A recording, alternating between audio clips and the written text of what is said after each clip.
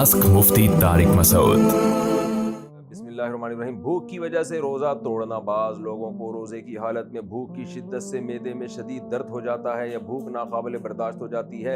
इनके लिए रोज़ा छोड़ने या तोड़ने का हुक्म बयान फरमा दें। नईम शाकिर मुल्तान से। मसाइल बहुत ज़्यादा है इसलिए मैं आज थोड़ी स्पीड ज़्यादा रखूँगा। भाई भूख की वजह से अगर मैदे में शदीद दर्द हो रहा है तो दर्द की बेस पे तो रोज़ा तोड़ सकते हैं, क्योंकि दर्द भी एक बीमारी है। लेकिन सिर्फ भूख की शिद्दत की वजह से रोज़ा नहीं तोड़ा जा सकता। भूख बहुत ज़्यादा लग रही है, बर्दाश्त नहीं हो रही, तो रोज़ा तो नाम ही इसी चीज़ का है। तो हाँ, भूख लग रही है, पेट में शदीद दर्द हो रहा है भूख की वजह से, या बेहोश होने का ख़तरा है, या शुगर लेवल डाउन हो गया, शुगर का मरीज़ है, मरने का ख़तरा है, तो तोड़ा जा सकता है बीमारी की वजह से। सिर्फ भूख बर्दाश्त नहीं हो रही, ये कोई ऐसा उज़र नहीं है। रोज़ा अगर तोड़ दिया तो 60 रोज़ों का कफ़ारा है, फिर खूब समझ लें। तो दर्द की वजह से तोड़ने की भी इजाज़त है और छोड़ने की भी। छोड़ने का मतलब गालिब गुमान करीब ब यकीन हो कि अगर मैंने ये किया तो ऐसे मेरे शदीद दर्द हो जाएगा, कोई बीमारी हो। ज़कात में माल तिजारत दे सकते हैं। मैं शहद का काम करता हूँ तो ज़कात में शहद दे सकता हूँ, गुर्दे दे सकता हूँ। आई गुर्दे सॉरी अगर दे सकता हूँ, अलिफ थोड़ा हटा के लिखा हुआ है। अगर दे सकता हूँ तो जिस कीमत पर खुद लेता हूँ वो कीमत शुमार होगी, या जिस कीमत पर फ़रोख्त करता हूँ वो कीमत शुमार होगी। मोहम्मद मेहर लाहौर से। जनाब आप ज़कात में शहद भी दे सकते हैं। जैसे 40 किलो शहद में 1 किलो ज़कात बनती है, तो 1 किलो शहद उठा के किसी को दे दें। और अगर पैसे देना चाहते हैं तो वो कीमत नहीं जिस पे आप लेते हैं, बल्कि वो कीमत जिस पे आप कस्टमर को देते हैं, उस कीमत पे ज़कात देनी पड़ेगी। नौजवान को ज़कात देना, क्या नौजवान को ज़कात देना सही है? शहाब इज़हार अमरीका से। जी बिल्कुल जायज़ है, अगर वो फ़कीर है, अगर वो गरीब है। और इस यानी गरीब की डेफिनेशन क्या है, ये मेरे इसी चैनल पे आप देख लें कि ज़कात का मुस्तहिक़ कौन है, उस पर मैं पूरी डिटेल बता चुका हूँ।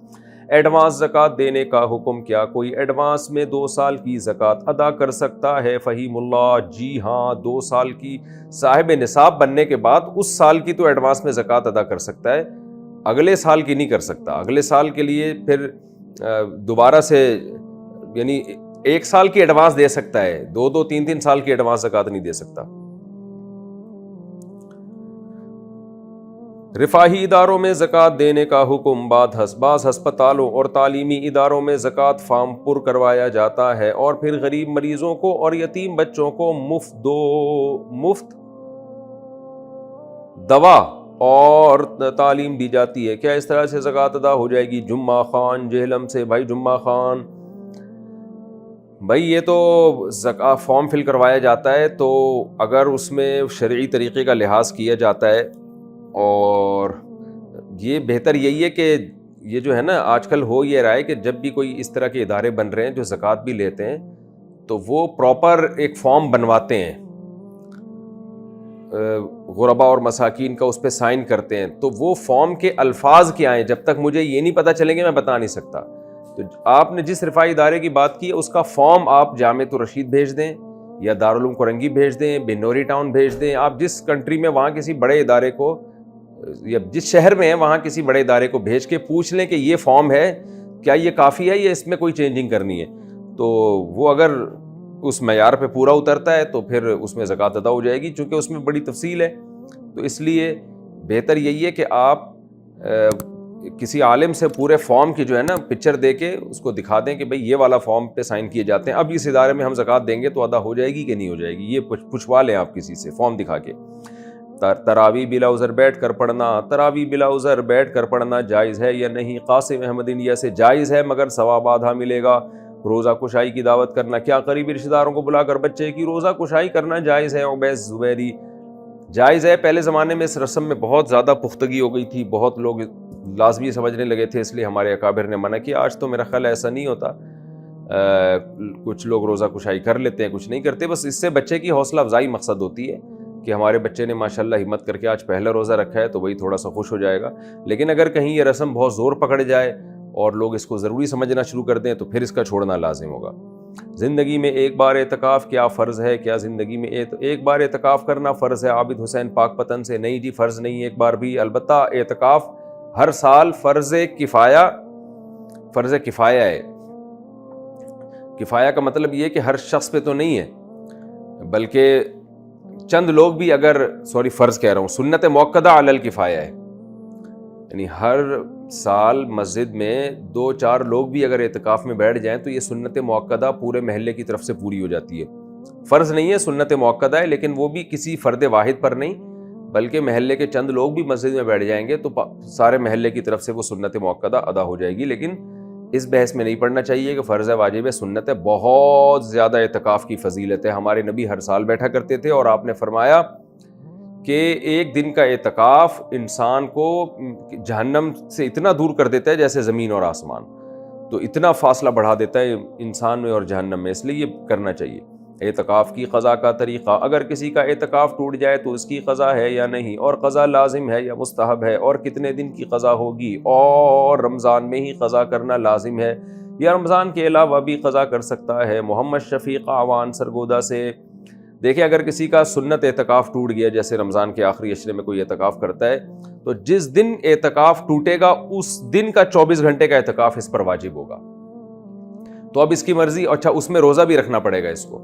اب اس کی مرضی ہے کہ اسی دن کر لے، جیسے اس کا اعتکاف ٹوٹ گیا دوپہر 4 بجے، تو اب کوئی بات نہیں، شام کو غروب آفتاب سے پہلے یہ اسی دن قضا کی نیت کرے کہ بھئی آج کا جو دن کا میرا اعتکاف ٹوٹا ہے میں اس کی قضا کر رہا ہوں، اور اسی دن کی قضا کی نیت سے یہ بس بیٹھ جائے مسجد میں.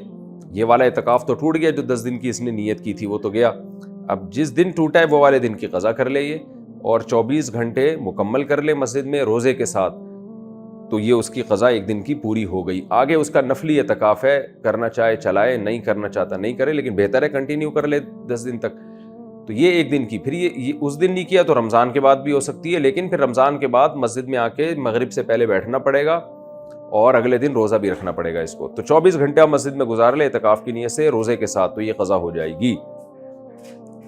اچھا بھائی، یہ رمضان کا آخری جمعہ اور قضاء عمری، یہ بات صحیح ہے کہ جس شخص کی نمازیں قضا ہو اور معلوم نہیں کہ کتنی ہے تو وہ رمضان کے آخری جمعے کے دن 4 رکعت پڑھے. اس طرح کہ ہر رکعت میں سورہ فاتحہ کے بعد 7 دفعہ آیت الکرسی اور 15 دفعہ دوسری سورت پڑھے، تو اس کی 700 سالوں کی نمازوں کا بھی کفارہ ہو جائے گا. محمد ندیم کراچی سے. بالکل نہیں ہے، 100% غلط ہے یہ بات. اگر آپ کے ذمے نمازیں قضا ہیں تو جب تک آپ پڑھیں گے نہیں وہ آپ کے ذمے سے ساقط نہیں ہوں گی، ان کو قضا کرنا پڑے گا. اس لیے اچھے بچوں کی طرح قضاء عمری شروع کر دیں.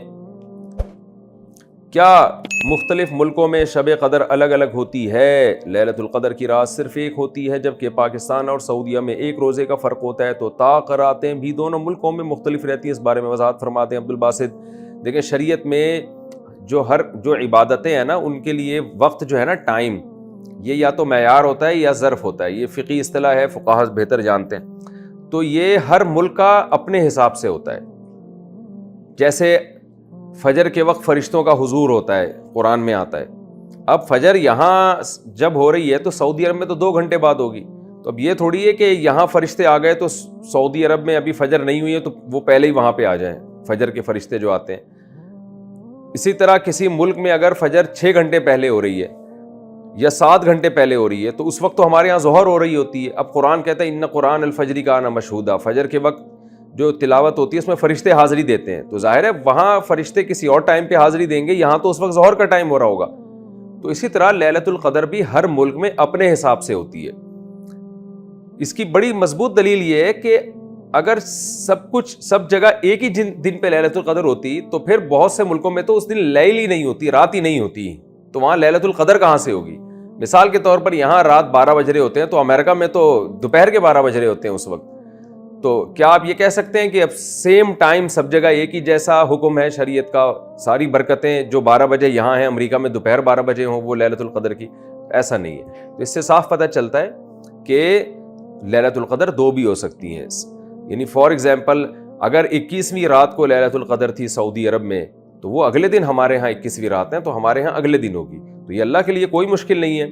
جیسے ہمارے ہاں عید کا دن ایک دن بعد ہوتا ہے عام طور پر، سعودی عرب میں عید کا دن ایک دن پہلے ہوتا ہے. تو عید کے دن کی جو برکتیں اللہ نے رکھی ہیں وہ سعودی عرب میں ایک دن پہلے ہو جائیں گی، ہمارے یہاں ایک دن بعد ہوں گی. اللہ کے لیے کوئی مشکل کام نہیں ہے. تو اس لیے راجح بات یہی ہے کہ لیلۃ القدر کی رات پوری دنیا میں ایک نہیں ہوتی، کیونکہ پوری دنیا میں اس وقت رات ہی نہیں ہو رہی ہوتی، بہت سے ملکوں میں تو دوپہر ہو رہی ہوتی ہے. تو ہر وقت کا اپنا، ہر عبادت کے لیے اس ملک کا جو وقت ہے وہ ظرف ہوتا ہے اور وہ معیار ہوتا ہے. تو اس ملک میں اگر وہ رات ہے تو اس ملک میں لیلۃ القدر ہوگی، اس ملک میں وہ رات ابھی شروع ہی نہیں ہوئی ہے تو وہ لیلۃ القدر اس ملک میں نہیں ہوگی۔ تو اس لیے ہمیں اس بحث میں پڑھنے کے بجائے کہ سعودیہ میں کب لیلۃ القدر، ہمارے ہاں کب ہے، ہمیں اپنے کنٹری اور اپنی جو بھی حکومت ہماری اعلان کرے تاخیراتوں کے بارے میں، رمضان کے بارے میں، کیونکہ حکومت رمضان کا اعلان کرتی ہے اسی حساب سے ہم تاخیرات متعین کرتے ہیں، تو ہمیں اسی حساب سے چلنا ہے۔